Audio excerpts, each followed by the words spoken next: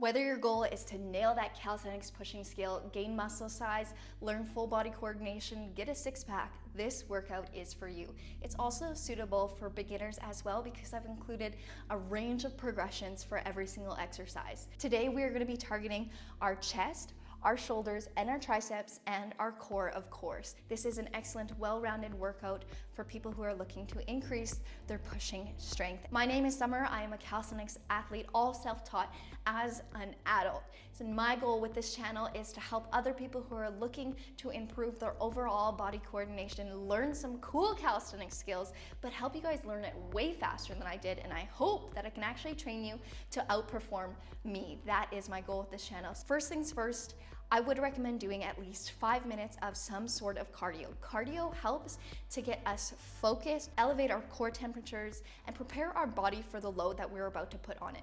Now, I personally don't do very much cardio, if at all, in my life. The only thing I really do is just 3 to 5 minutes at the start of a workout to get ready and focused. So after we've done a little bit of cardio, we want to go into some shoulder mobility, get our shoulders ready for the amount of stress that we're about to put on them throughout the workout. So you can do your favorite shoulder mobility, or you can follow along here. I will overlay a few different clips. You can use a stick if you have a stick. This is like a mop or something. You also can do it all without a stick, or you can do it with a resistance band or a towel or something like that. I normally start with a fairly wide grip, whatever wide means to you. And then over time throughout the drills, I'll close my hands more and more.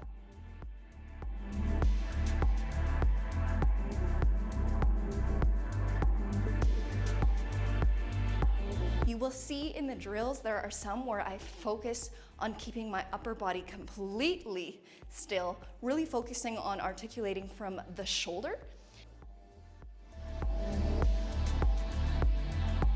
And then towards the end, I will go and warm up my spine a little bit and try and do some big spinal waves while keeping my ears in between my arms.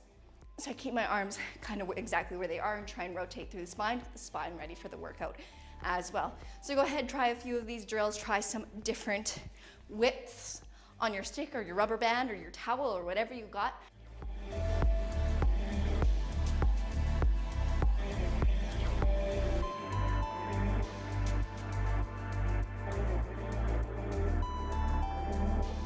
Also, I will make an Excel sheet for you guys with this workout listed out so you don't have to flip through the video all of the time.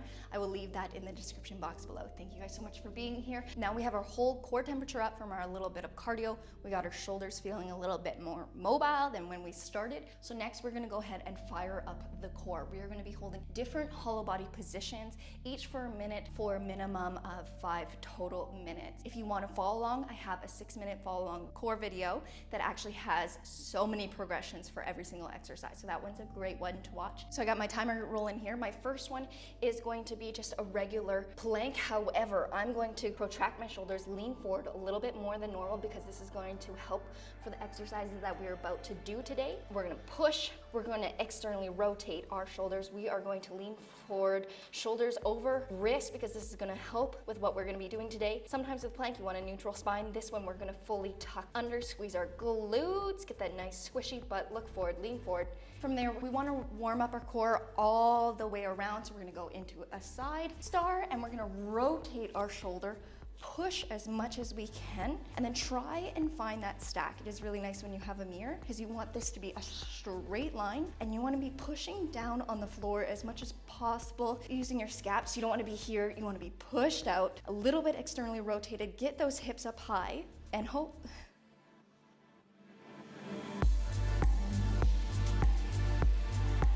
And then of course, we're gonna come to the other side. Again, rotate that shoulder, push that scap away, just like we did in our scapular push-ups. Try and find that straight line from wrist to cross all the way to the other wrist. It's easy to kind of be off. This way is gonna be easier. We really wanna find that stack. Hands and fingers gripping the ground, hips up nice and high. And then from there, you wanna stay still. If you're gonna be taking this progression, still really focus on pushing the shoulder, getting those hips up high.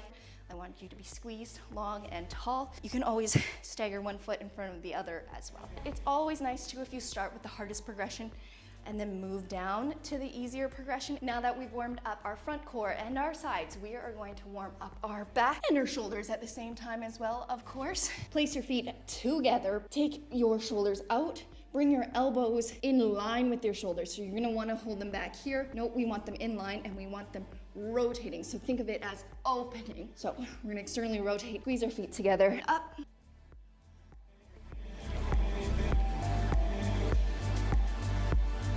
Last core exercise for right now, we're gonna be doing a hollow body. Again, check out my 6-minute follow along workout for many more progressions on your hollow body, as well as a how to actually perform it.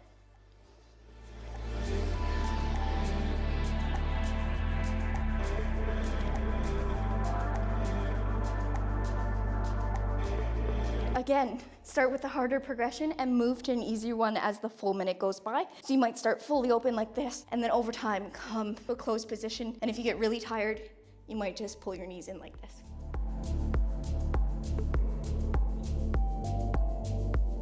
When going into scapular push-ups, you really want to keep the elbow locked and think about moving only from the shoulder. So it's a very small movement. Keep those arms locked. I like to recommend handstand fingers, so we're working on that as well. So that's where we have these spider leg kind of looking fingers that are going to help us with our balance. You want to suck your core in and thinking about pushing the ground away. We're going to do 3 sets of 8. You can perform these on your knees if needed. Try as best as you can to keep your neck neutral when performing scapular push-ups.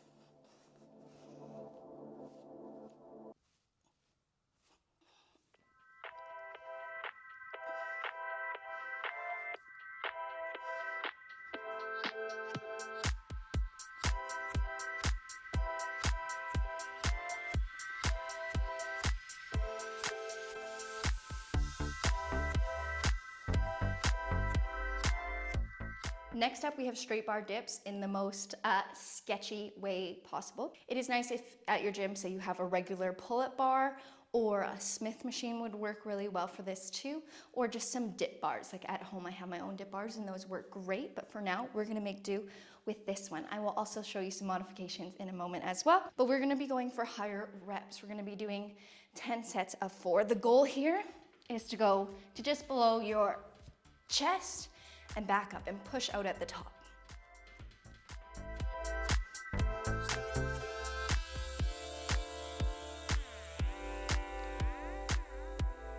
If that is not an option for you, you can just do shoulder shrugs. Or you can do negatives, probably not on a bar this sketchy, but you would come down to the ground, get yourself back up, lower yourself again. If you're doing this at home, you can go ahead and do regular dips, or if you have no options, go to your kitchen and do your dips in the corner.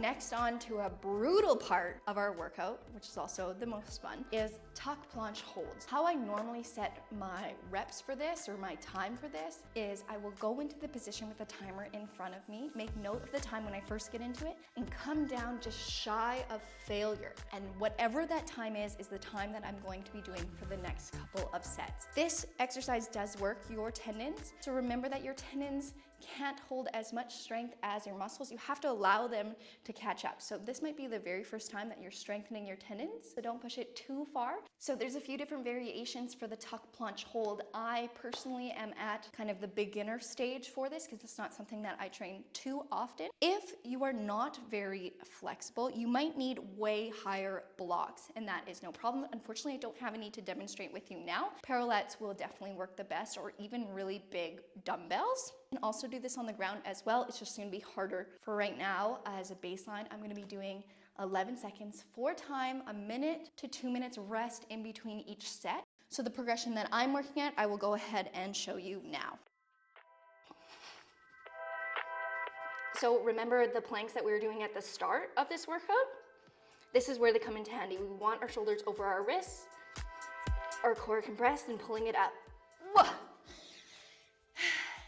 Always good to have a mix of isometric, so holds, and dynamic movements like we were doing multiple reps in our last exercise. So now we have that isometric portion of our workout right now. The goal here for the tuck planche is to be less of a ball. Right now, I'm at the ball stage. So I'm in this little ball.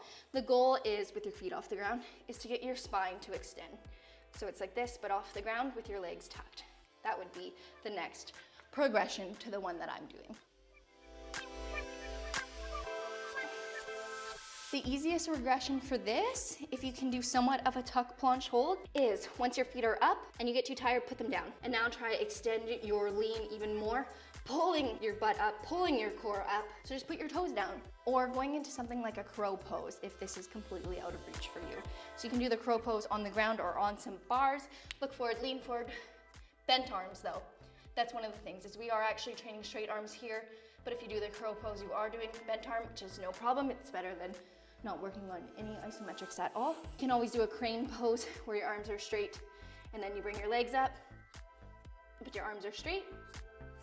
That is an option as well. Another option is just working on just your plank with your forward lean. Up next, we got seated, full range of motion, shoulder press. We are gonna be using the barbell here. I will show you some alternatives as well. We're gonna be doing our full lockout as if we're doing handstands at the top. So we wanna elevate and straighten those arms, wrap them down. This is going to help with your handstand push-ups, and where we go from straight arms, bent arms, keep them at 90, and then go up. So it's the same sort of movement pattern, and by doing it on the ground, we're working our stabilizers at the same time, which is gonna translate to more calisthenics movements. Just so you're aware too, this is the most humbling exercise. Even just the bar is quite difficult, so please start with the lowest amount of weight that your ego will allow you to do. Setting up, getting on your sit bones, extending long through the spine, gripping the bar, breathing in, using your core, pressing up.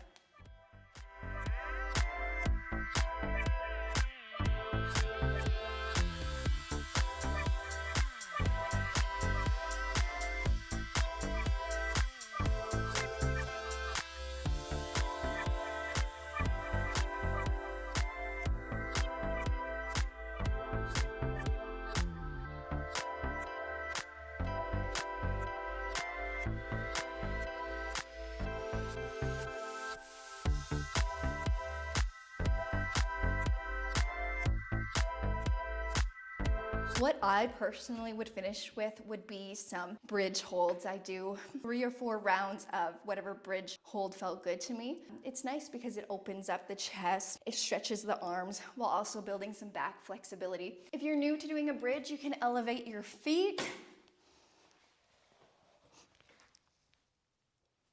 And then, because it's the end of our workout, we're gonna be focusing on actually just trying to relax instead of push to our max. Slower breathing here, repaying the oxygen debt that we just created throughout the workout, and getting a nice stretch. You can just kick over or flop down, whatever works for you.